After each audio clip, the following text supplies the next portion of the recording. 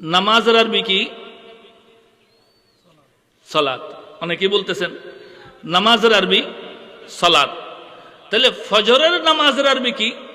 সালাতুল ফজরে, ঠিক আছে না?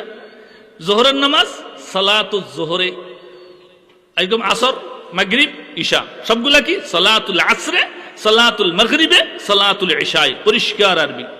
আমি যদি এখন জিজ্ঞেস করি জানাজার নামাজের আরবি কি, যারা উমরা অথবা হজ আদায় করেছেন তারা শুনছেন মক্কাতে যখন জানাজা হয় তখন তারা আরবিতে কি বলে? সালাতুল জানায়েজ, বা জানাজার নামাজ হবে দাঁড়ান, এরকম বলতে শুনছেন? শুনেন নাই। কি শুনছেন? আসসালাতু আলাল আমওয়াত অথবা সালাতু আলাল মাইয়িত।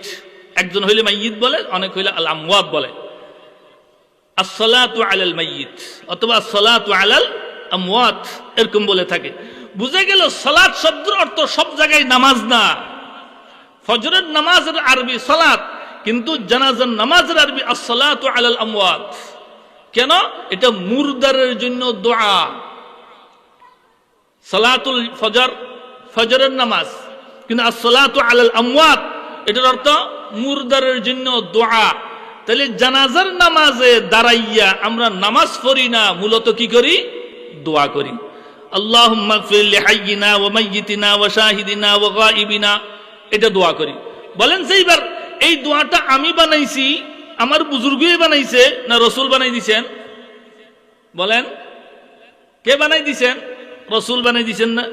আমি বানাই নাই, আমাদের কোন বুজুর্গ আকাবের বানাই নাই, কোন উলামায়ে দেওবন্দ বানাই নাই। এই দোয়াটা রাসূলুল্লাহ সাল্লাল্লাহু আলাইহি ওয়াসাল্লাম খুদ বানিয়ে দিয়েছেন যে জানাজার নামাজ নয়, এটা মূলত দোয়া। এখানে দোয়া রাসূল শিখিয়ে দিচ্ছেন, আল্লাহুম্মা গফির লিহাইয়িনা ওয়া মাইয়িতিনা, এটা হলো সম্মিলিত দোয়া মুরদারের জন্য। তাইলে আমরা মুরদারকে সামনে রাখিয়া সম্মিলিত আকারে দোয়া করি। নামাজের পরে মুনাজাত আছে, দোয়ার পরে মুনাজাত নাই। কেমনে বুঝাইলাম? নামাজের পরে এটা আমাদের মধ্যে একটা ছোটখাটো মতো দিক আছে, তারপরেও ওদিকে গেলাম না। নামাজের পরে মুনাজাত আছে, কিন্তু দোয়ার পরে কি নাই? মুনাজাত নাই। যাক, আমি এইদিকে আর বেশি ঘাটাঘাটি করবো না।